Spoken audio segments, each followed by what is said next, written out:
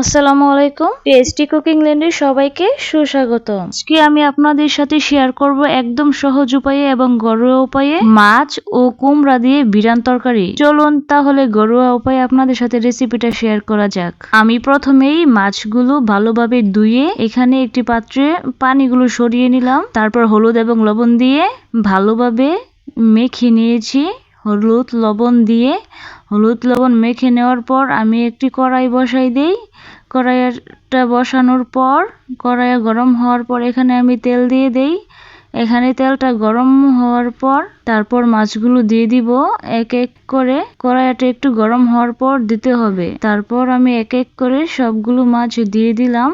সুন্দর করে মাছগুলো বিছিয়ে দিয়ে দিলাম। তারপর মাছগুলো ভাজা হওয়ার পর আমি উল্টিয়ে নিলাম। মাছগুলো আমি 2-3 বারে উলট পালট করে ভাজি, কারণ এতে করে দুই পিঠ ভাজাটা খুব ভালো হয়।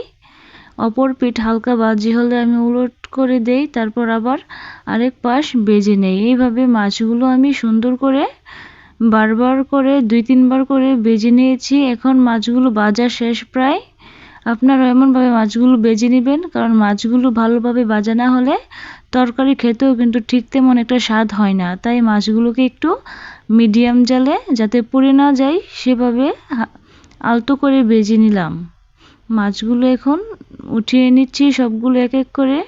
উঠিয়ে নেওয়ার পর আমি এখানে যে থেকে যাওয়া যে তেলটা, এটার মধ্যে পেঁয়াজ কুচিগুলো দিয়ে দিলাম। এখন পেঁয়াজ কুচিগুলো একটু নাড়াচাড়া দিয়ে এইগুলো সুন্দর করে ভেজে নিব। এগুলো ভেজে নেওয়ার পর এই পেঁয়াজগুলোর মধ্যে আমি এক এক করে সবগুলো মশলা অ্যাড করে নিব।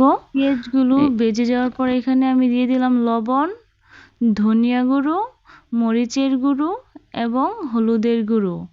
তারপর ভালোভাবে একটু নেড়েচেড়ে এখানে আমি পানি অ্যাড করে দিব।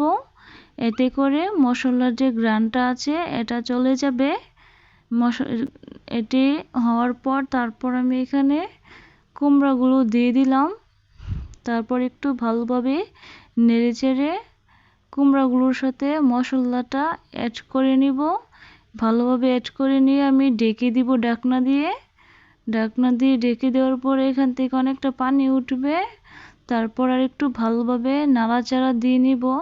আমি এখানে প্রায় 2 বার ঢাকনাটা ঢেকে দিয়েছিলাম ঢাকনা দিয়ে, এতে করে সিদ্ধ হয়ে গিয়েছিল কুমড়াগুলো। তারপর আমি এতে আরেকটু পানি অ্যাড করে দেই, যাতে করে ভালোভাবে সিদ্ধ হয়ে যায়। পানি দিয়ে আমি আরেকটু নাড়াচাড়া করে আবার ঢেকে দিলাম। ঢেকে দেওয়ার পর প্রায় 5 মিনিটের মতো রাখলাম। 5 মিনিট পর আবার ঢাকনাটা খুললে আমি আবার নাড়াচাড়া করে দেখে নিচ্ছি এগুলোকে এতটুকু সিদ্ধ হয়েছে।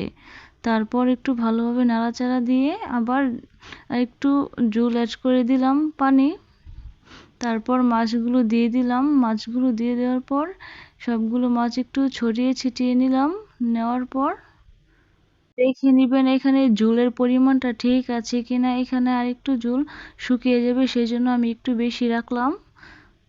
আমি তরকারিতে আগেই কাঁচামরিচ দিতে ভুলে গিয়েছিলাম, সেই জন্য পরবর্তীতে আবার কয়েকটা কাঁচামরিচ নিয়েছি, কারণ কাঁচামরিচ না দিলে তরকারির আসল স্বাদটা পাওয়া যায় না। তাই কাঁচামরিচগুলো দিয়ে আর একটু নাড়াচাড়া করে দিয়ে নিচ্ছি। ঝোলের পরিমাণটা আর একটু শুকিয়ে যাবে। আপনারা এইভাবে ট্রাই করে দেখতে পারেন, আসলেই অনেক সুস্বাদু হয়েছে।